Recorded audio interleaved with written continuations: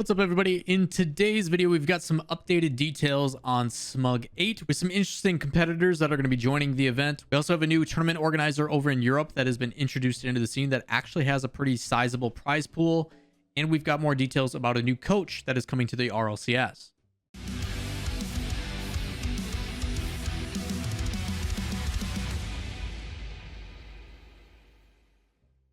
What's up, everybody? Lawler here, your inside source for all things Rocket League. Today's video, we've got three things to break down. The first one going to be stuff about SMUG 8. We've got some new competitors coming in. We've also, in the second part, are going to be talking about EURAT, a interesting name choice for a, I guess, community. But they've got new tournaments coming in with pretty sizable prize pool, actually, for a brand new organization.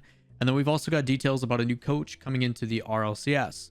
Up first, we're going to be focusing on SMUG. And if you guys want to take a look at the trailer that was put out, absolutely fantastic job by Flixie. It showcases in Johnny's tweet that it is a matchup of the likes of which has never been seen. The entire SMUG team are proud to present Ludwig versus Atrioc. If you guys don't know Ludwig's credentials, he's like a Super Smash Brothers commentator and used to compete and stuff, does a bunch of speedrunning stuff, kind of a jack of all trades.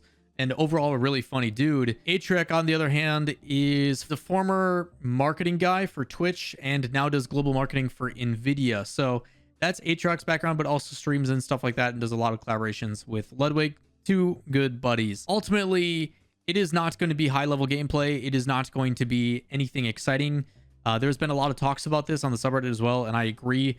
This is going to be kind of make or break for the commentary, because the gameplay is going to be a lot lesser, and you can even see it in the trailer. Like, the goals that are going in are just, it's not good. You can have an expectation to where color commentary is really going to make this make or break, whether you want to watch this or not. Either way, I'm sure it'll provide for good banter. It's good for Johnny's channel, which is always a cool like show match way to do it.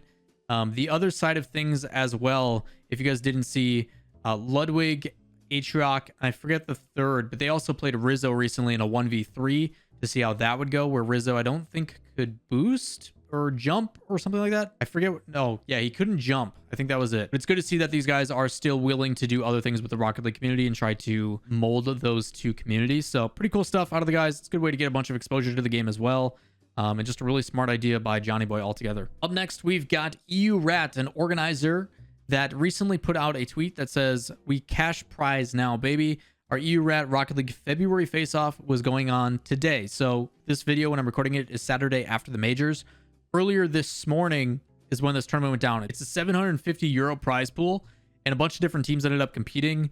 You got Denied. Godsmill ended up playing with Freaky and a Chronic. Wu ended up playing at one point. Nordivin, Minx, Train Hard, and a bunch of others. And the new Howard team, Calix's new team with Polar and Joyo. Results-wise, honestly, not too good for a lot of teams. Not sure if it was through disconnects or what, but Godsmill's team actually ended up winning. So Godsmilla, Freaky, and a Chronic ended up winning. If you take a look at the bracket too, which I'm sure is showing already, you can kind of see how the results ended up playing out. But I think the biggest thing to take away from this is the fact that there is another organizer putting up a decent prize pool altogether for Europe.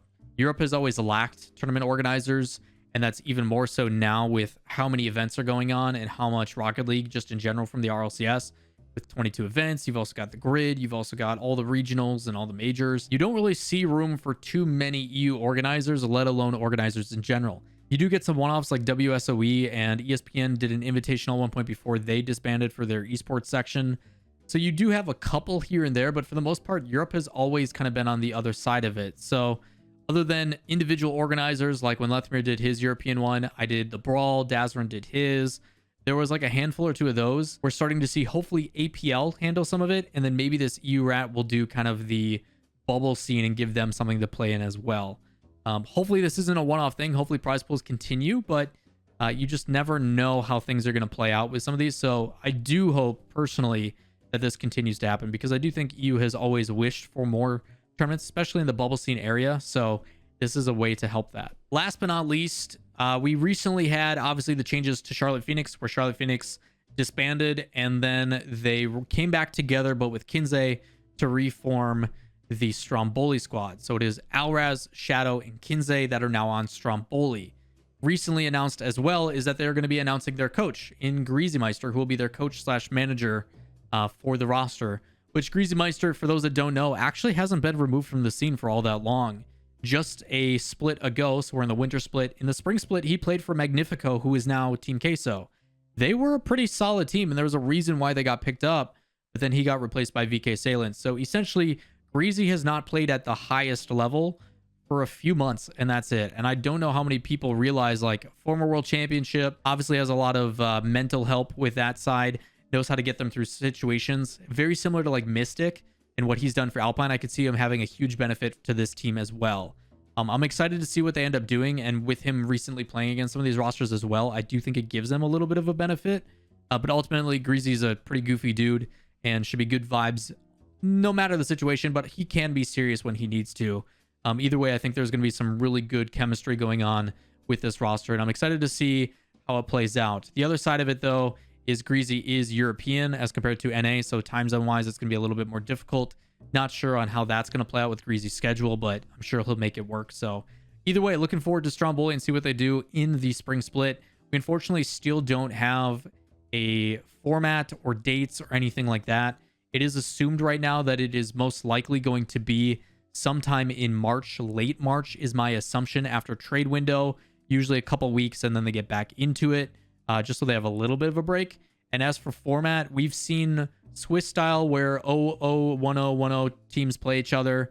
We've seen double elimination now. So the only thing I can think of left is groups. And I don't know what they're going to do for groups. I'm not sure how I see them doing the groups. I could see them doing like 4 groups of 5 maybe, or like 2 groups of 10 possibly, and then doing like round robin in that or something different. I don't know if double elimination is going to work with that many teams.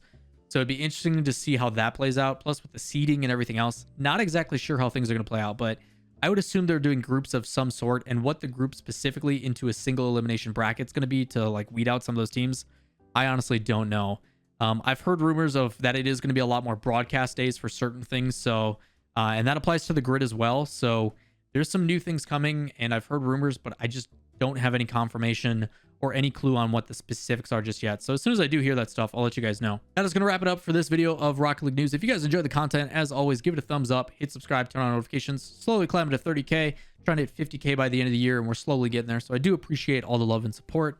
If you guys do have any additional questions, comments, concerns, drop those down below. And hopefully we'll do like a mailbox video up here shortly where any of those questions I take the time to answer, and we'll pick like a handful or 2 or something like that, depending on how detailed I make those answers. But that is going to do it up for this video. Hopefully we see you guys soon. We've got major recaps going on Monday. Also, John Salmon interview coming out shortly as well. But that does it for me. Catch you guys next time. Peace.